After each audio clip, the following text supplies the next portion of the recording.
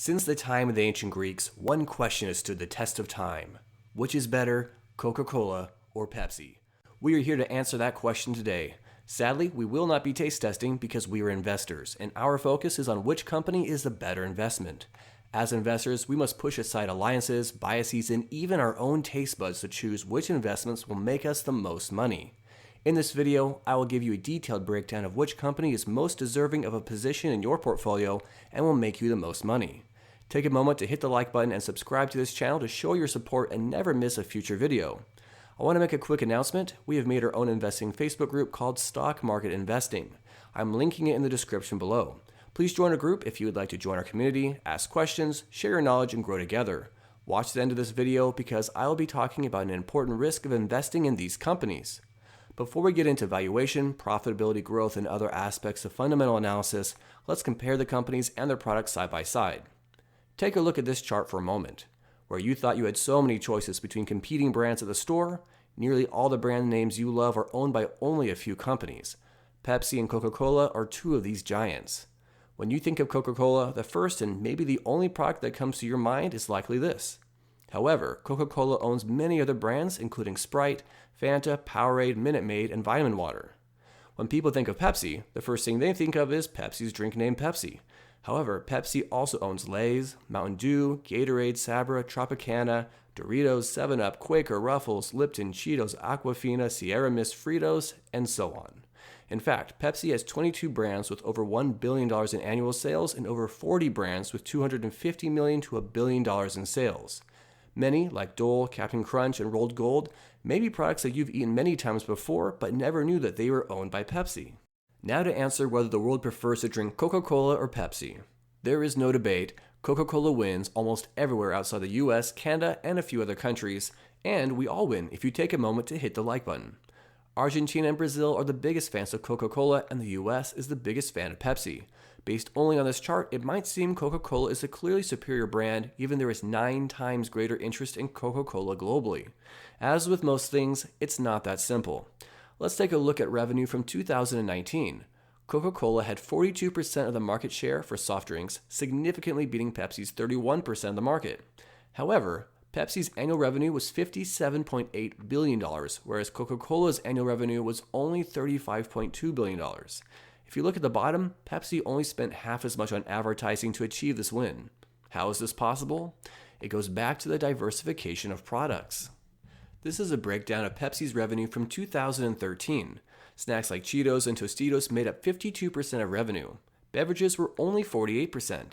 Having that diversification means that, even if Coca-Cola wins in soft drinks, Pepsi can still win in overall sales because more than half of their sales are not drinks. Think about this for a moment. What snacks do you enjoy eating with your Coca-Cola?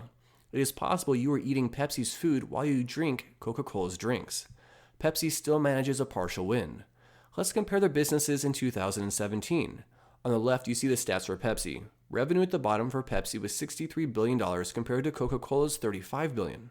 Net income was 4 times more for Pepsi than for Coca-Cola.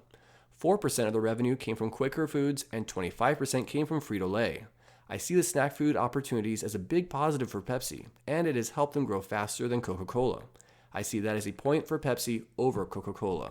For those of you who are curious which chain restaurants endorse Coca-Cola versus Pepsi, this image shows which restaurants serve which beverage. Given Coca-Cola's greater popularity for their drink, it's not too surprising most companies serve Coca-Cola. I also want to point out that the chains that serve Coca-Cola are bigger and have more locations. Subway and McDonald's have the most locations by a wide margin and both serve Coca-Cola. Alright, let's do the numbers and compare these companies as the astute investors we are. I want to first show you the capital gains on Fidelity.com. If you'd invested in both companies at the same time in 1970 after Pepsi went public, which one would have made you more money from the increase in share price? We can see that if we started in 1970, our investment in Pepsi, shown here in blue, would have been far superior to our investment started in Coca-Cola. 13,000 versus 5,000%. It's a huge difference. But what if we didn't start investing in 1970? What if we started investing in a different year? I'm going to slide this bar along the bottom and I want you to see the differences between the two depending on what year you started investing. So as we go through the 1970s, you're going to see that the difference in share appreciation is going to decrease. In other words, they're going to get a lot closer. However, throughout the 1970s, we're going to see that Coca-Cola remains on top. Now, in the early 1980s, they're actually going to cross, and briefly, an investment in Coca-Cola would have actually been better. Now, Pepsi, of course, comes back up on top again, and it remains on top for some time, even though they are very, very close. The 1990s, Pepsi remains the better of the two. And sometimes it's a little bit easier if you want, since sometimes they're very close, to watch the percentages. The percentages are often easier to distinguish between. So again, we're looking at 330% right now versus 78% for Coca-Cola. So clearly better for Pepsi. As we continue to go up through the 1990s and then into the 2000s, Pepsi remains on top.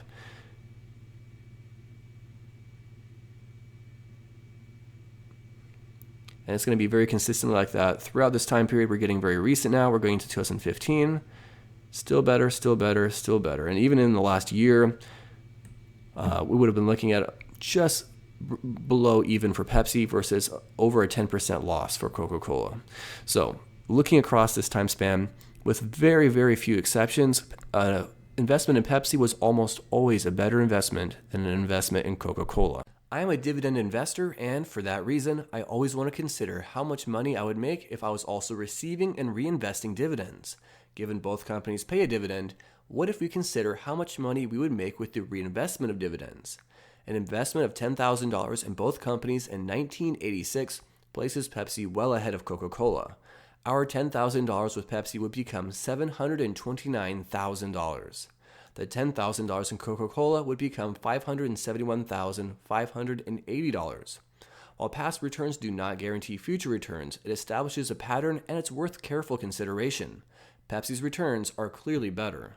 How do their dividend payments compare if you'd invested $10,000 in each in 1986? This chart shows that, in terms of how much money you would be receiving in dividends, Coca-Cola would have paid you more every single year up until 2018. From 2018 until the present in 2020, Pepsi would have paid you more per year even though Coca-Cola has a higher dividend yield currently. You savvy investors may be wondering how Pepsi could be paying you more than Coca-Cola when Coca-Cola has the higher yield. The reason is because of the dividend growth. Pepsi has been growing its dividend faster than Coca-Cola, like the share price has been increasing faster than Coca-Cola's. Therefore, even though Coca-Cola has the higher yield, if you invested in 1986, you would be making more money in dividends from Pepsi. Take a look at these charts from Fast Graphs. With dividends reinvested, Coca-Cola underperformed the S&P 500 for the last 20 years, returning 4.8% per year compared to 5.8%. $10,000 in the S&P 20 years ago would now be worth almost $30,000.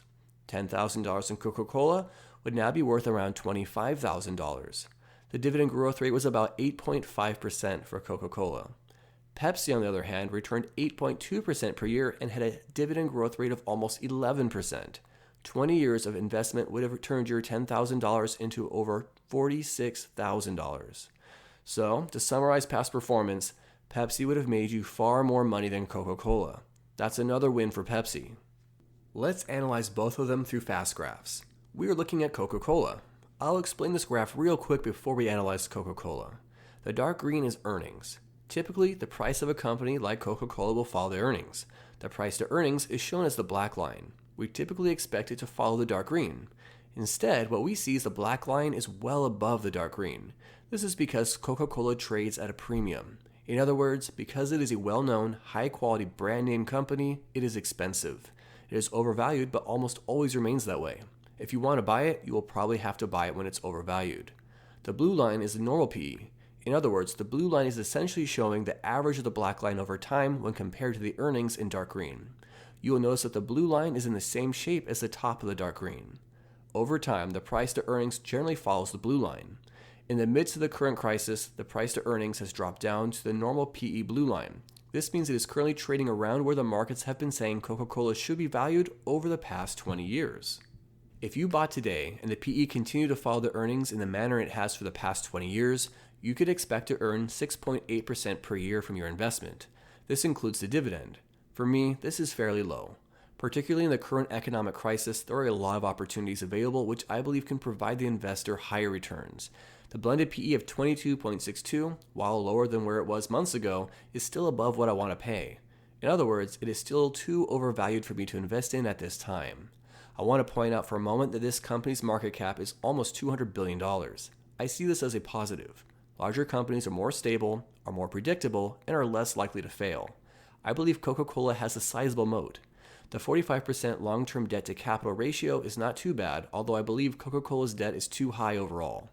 The A+ S&P credit rating is excellent and shows the company is creditworthy. That might give us some confidence related to that debt. At the bottom, Coca-Cola is expected to drop 12% in earnings this year, but is predicted to recover the following year with a 14% increase, followed by an 8% increase the next year. The earnings growth rate over the next 20 years has been 5.27%. I believe Coca-Cola is a great company and is worth investing in, but it is too slow and overvalued at this time for me to invest. We are now looking at Pepsi. Pepsi is also A+ rated but has more debt, shown here with 64% long-term debt to capital. The market cap is slightly lower at around $184 billion. This is still quite large and gives me confidence in the company. Although Coca-Cola has grown earnings at 5.27% over the last 20 years, Pepsi has grown at 6.18%. Much like Coca-Cola, Pepsi has almost always traded at a premium and has spent most of the last 20 years overvalued. Currently, not only is it overvalued compared to its earnings, it is overvalued compared to where it is usually valued, as indicated by the black line shown well above the blue line. Remember, we want to buy companies when they are undervalued or at fair value. If Pepsi returns to its normal PE over the next couple years, we will only see a 2.7% return, including the dividend. This is even worse than Coca-Cola. This is not because Pepsi is a poor company. Far from it. Below you see 10% and 11% earnings growth is expected in 2021 and 22. However, because it is popular and investors have flocked to it for safety in uncertain economic times, it is unlikely we will get the returns we are seeking. If the share price drops, it'll be a better buy. A risk to consider to both companies relates to health. People are becoming more health conscious and are aware that soft drinks and snacks are often unhealthy. Both companies have been criticized for the negative health effects of their products, as you can see in this artist's interpretation of the Coca-Cola logo. They've included the various organ systems which are damaged by Coca-Cola. I have not read the research, but based purely on this logo, it appears the criticism for Coca-Cola relates to nearly the entire body. How Pepsi and Coca-Cola navigate this is important for their long-term growth. You should reasonably worry that younger generations will be less interested in sugary drinks and salty, fatty chips. In response, Pepsi has already been making the transition to healthier options. For example, Pepsi's healthier food options increased from 38% to 50% of their portfolio between 2006 and 2017. Take a look at this. On the left of this image, you see what are considered fun-for-you Pepsi products like Lay's, Cheetos, and Doritos. In other words, these are unhealthy. If you didn't know that already, I'm sorry I had to be the one to break it to you. In the middle, they have better-for-you options like Sun Chips or Baked Lay's. Finally, in the good-for-you section, they have products that they consider healthy like Aquafina water, Sabra hummus, Naked Juice, and Quaker Oats. I believe Pepsi's move towards healthy or healthier-appearing products will help them in the future. Given Coca-Cola does not have these foods or snacks, they are more limited in this regard. However, they are making efforts in this space through brands like Odwalla, Minute Maid, and Vitamin Water. Coca-Cola, like Pepsi, has also made a push for less calories through sugar-free and calorie-free drinks. Here's an ad showing Coca-Cola cut about 6.4 trillion calories from their products. Coca-Cola CEO James Quincey said, "We globally have been driving Coca-Cola Zero Sugar with graphic changes, with formula changes, and that's starting to build global momentum. And zero-calorie colas are now globally outpacing the growth of Coke's total portfolio. There is a future for no calorie." Coca-Cola also bought Costa Coffee and has diversified into energy drinks, tea, juice, and bottled water to make up for the U.S. decline in soda consumption, which is currently at a 3-decade low. Overall, I still see more strength in Pepsi's products in this space moving forward because of their heavy focus on snacks, given that they also have energy drinks, juice, water, and coffee. Overall, I think Pepsi is the better investment. Although I like both companies, both are too overvalued for me to invest in currently, so I'm not buying. But I will be watching Pepsi because of their dividend growth, earnings and share price growth, diversification across products, and where I believe their healthier snack products can take them. Which do you think is the better investment, Pepsi or Coca-Cola? Leave your thoughts in the comments below. I look forward to hearing from you and learning from you. Don't forget to subscribe because I'll be creating new videos for you every week. As always, good luck with your investing.